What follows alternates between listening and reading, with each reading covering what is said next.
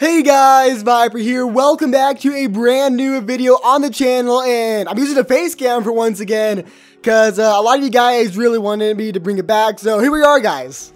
But anyways, guys, the big topic in today's video is what's the best FPS to use inside of Tower of Hell. Is it unlimited FPS? Is it 60 FPS? Because as a lot of you guys know, if you're a pro hobbyist, 60 FPS is literally the best one to honestly use. Because with that, you're able to do so many more cuts and jumps that you normally wouldn't be able to use with unlimited FPS. Now, I know like unlimited is literally buttery smooth and looks so clean whenever you're playing it. And that's what I'm using as of right now, unlimited FPS. Because it allows you to do certain things such as double hopping on trusses. I will try to show you guys an example later on. I'm pretty sure you guys have seen one already. But here we go. Here's an example though. Okay, so with unlimited FPS, you're able to basically go against something you're able to climb up, and you're able to basically double jump up it, which is a little bit of an advantage when it comes to, you know, using unlimited FPS. But then let me go and switch this on over to 60 FPS. Then I will show you guys what I mean. So we are in 60 FPS right now. You guys won't tell the difference. Of course, while I'm watching it, I can definitely tell the difference. But as you can see, you're not really able to double hop up it as smoothly. It jumps you back, honestly, as well, depending on when you do it at. So if you're using 60 FPS, one of the bad parts about it is you can't really double jump at all. But honestly, like either way, like with like flicking and stuff, it's honestly like the same. There's really like not much of a difference. If I'm being honest, it feels a lot better to, you know, ladder flick, or I'm pretty sure it's ladder flick. Correct me if I'm wrong, guys, but 60 FPS with like ladder flicking feels a lot better than with unlimited, mainly because, you know, I always like do it a little bit too early and stuff. And of course, I can get good runs just like that one, but sometimes when I first start out, I have to take my time on it and, you know, do it a bit slower because I don't always flick back to where I'm actually climbing up on the wall, which is my biggest problem with the FPS unlocker. But then if I go back to 60 FPS, I'm able to somehow, for some reason, I don't know why, I'm able to do it like a lot better. Just because, you know, you don't have to be as precise with the ladder flicks and stuff, which is probably one of the good reasons to kind of use 60 FPS only. And I'm pretty sure one of the only perks that, you know, unlimited FPS would exactly give you is being able to basically just double hop up it. As you guys can see, I'm only using 60 FPS, so I can't really double jump or anything. But then again, I'm able to literally ladder flick so much more easier. So with unlimited FPS, you can't do things that 60 FPS people can't do. And with 60 FPS, you can't do things that people with unlimited FPS can do. And yeah. So guys, when it honestly comes down to what type of FPS you should use and when you should really use it, it really depends on what you're trying to go for and everything like that. Because for some hobbyists, it's literally like mandatory to kind of just use 60 FPS for like most jumps on like the harder tiered obbies and stuff like that. But then if you just want to have like smooth gameplay, you're just playing by yourself and you want to have fun, then feel free to use unlimited FPS or as much FPS as your system will allow you to.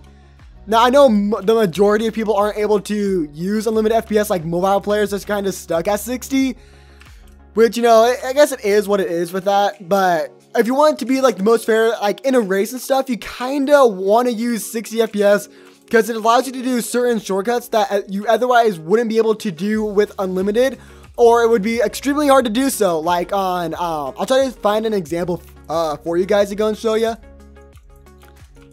But like literally there's certain stages and stuff where the shortcuts are almost mandatory to just have 60 FPS just because otherwise, you'd have to be so much more accurate if you're trying to do it with unlimited.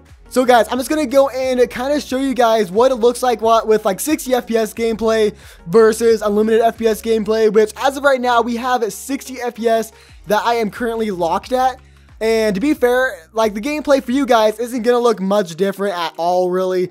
There might be a few like jumps here and there, but besides that, your guys aren't really going to be able to notice anything.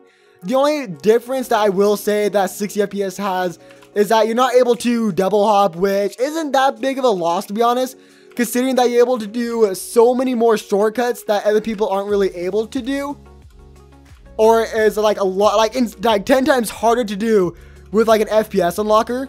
And I just failed that shortcut right there. let's just go and try this again.